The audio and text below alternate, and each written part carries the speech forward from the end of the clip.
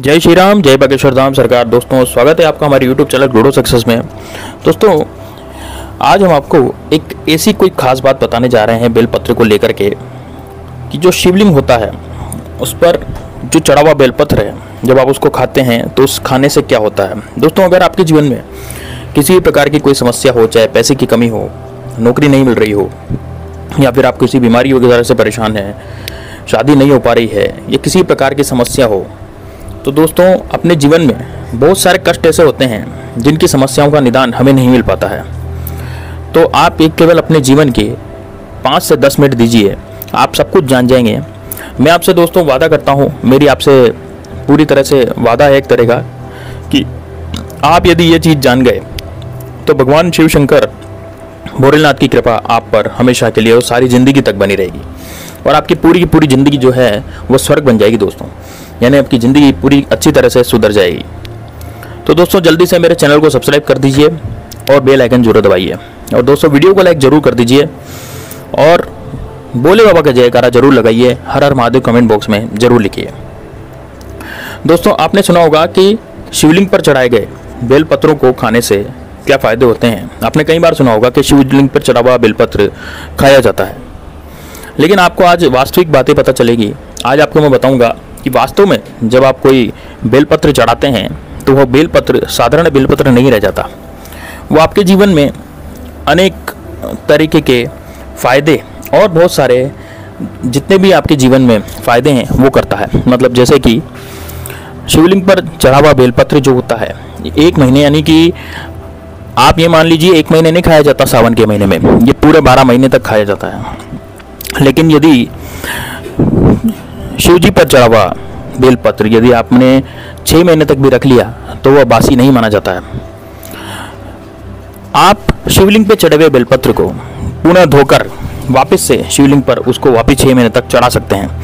मतलब कि जो बेलपत्र होता है वो एक ऐसा विशेष पौधा है या विशेष पत्र है जिसको भगवान शिव ने विशेष आशीर्वाद प्राप्त किया है, और भगवान शिव इससे बहुत ज़्यादा पसंद होते हैं दोस्तों।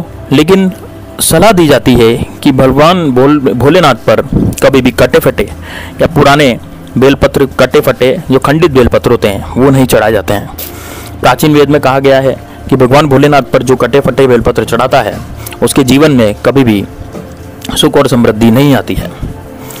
तो दोस्तों, भगवान शंकर ने बेलपत्र को ऐसा आशीर्वाद दे रखा है, और सभी देवी देवताओं से ऐसा आशीर्वाद दे रखा है कि जो उनके शरीर को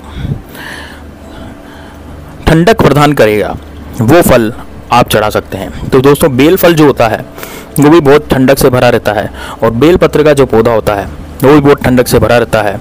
इस कारण से बेलपत्र की जो चिकनी सतह होती है उस तरफ से आप शिवलिंग पर टच करवा कर बेलपत्र को चढ़ा सकते हैं। दोस्तों, उल्टा बेलपत्र कभी भी भगवान शंकर को नहीं चढ़ाया जाता।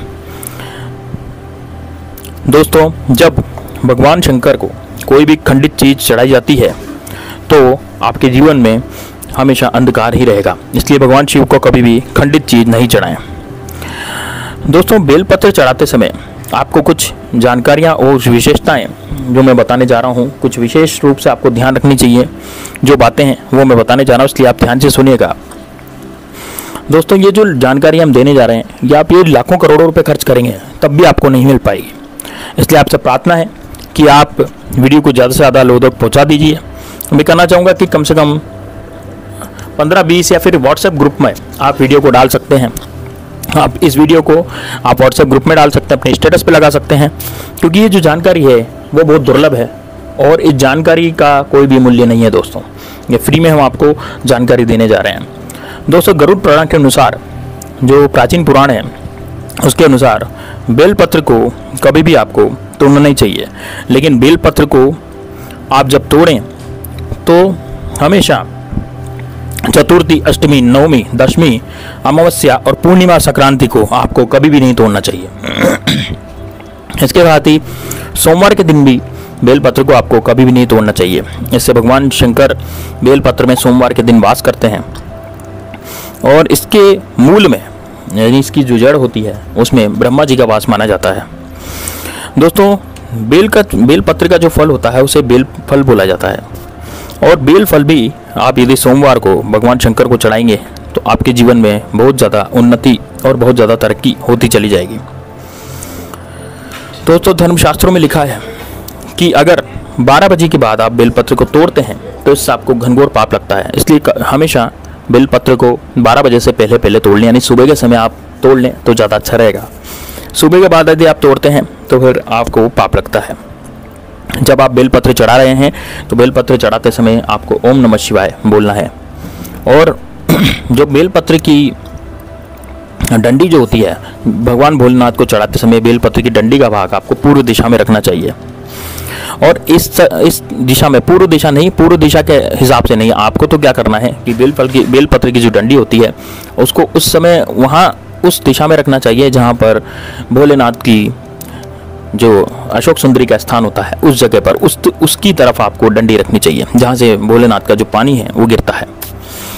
यानी कि दोस्तों, यदि मान लीजिए आपने बेलपत्र का पौधा यदि आप उगाते हैं तो उस पौधे का इस तरह से विशेष ध्यान रखना चाहिए कि वो पौधा कहीं सूखे नहीं। यदि मान लीजिए आपने बेलपत्र का पौधा उगाया और वो सूख गया तो फिर आपके जीवन में बहुत ज़्यादा दोष आ सकते हैं। इसलिए बेलपत्र का पौधा उगाते समय आपको ध्यान रखना चाहिए कि वो कभी भी सूखे नहीं है। इसी के साथ दोस्तों, बहुत से लोग शराब पीते हैं, गुटखा खाते हैं, तंबाकू का सेवन करते हैं, लेकिन उन्हें लगता है कि वो खा तो रहे हैं, लेकिन यदि आप इन चीज़ों को खाते समय और बेलपत्र चढ़ाएंगे तो फिर आपको उसका फल नहीं मिलेगा। शिव शंकर पर चढ़ा हुआ बेलपत्र प्रसाद यदि आप खाएंगे तो उससे तामसिक गुण भी नष्ट होते हैं। यानी कि जो इंसान गुटखा, तंबाकू ये सब खाता है और उसको ला करके यदि बेलपत्र खिला दिया जाए तो उसके सभी गुण, तामसिक गुण, वो सब नष्ट हो जाते हैं। इसी तरह से जो भी मांस मछली या कुछ भी सेवन किया जाता है, मान लीजिए कोई शराब पी रहा है, कोई मांस मछली खा रहा है और वह नहीं मान रहा है, यदि आप उसको नित्य प्रतिदिन बेलपत्र, शिव जी पर चढ़ा हुआ यदि बेलपत्र ला करके देंगे और बड़ी सच्ची श्रद्धा भाव से देंगे, तो दोस्तों यकीन मानिए यदि वो व्यक्ति उस बेलपत्र को ग्रहण कर लेता है, खा लेता है, तो उसके सभी तामसिक गुण खत्म हो जाएंगे, उसकी बीमारियां भी खत्म हो जाएंगी।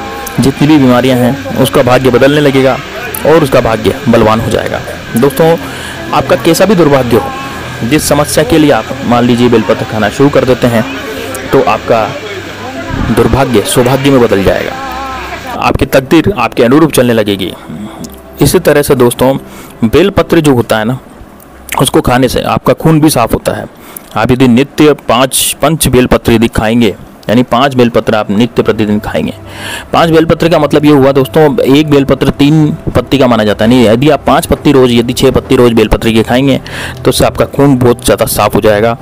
और इसको खाने का जो तरीका है वो ये है धीरे धीरे खाना। यदि आप इसे धीरे धीरे खाएंगे तो आपके शरीर में जो भी विकार हैं खून से संबंधित हो, चाहे वो आपके किडनी यदि आपकी फिल्टर नहीं कर रही खून को, तो किडनी के रोग भी बेलपत्र खाने से दूर हो जाते हैं। महीनों तक यदि आप बेलपत्र खाते हैं तो आपके जीवन में कभी भी किसी भी प्रकार की समस्या नहीं रहती, चाहे वो धन की समस्या हो, चाहे वो बीमारी संबंधी समस्या हो, चाहे वो किसी भी प्रकार की समस्या हो, सभी तरह की समस्याएं आपकी खत्म हो जाती है।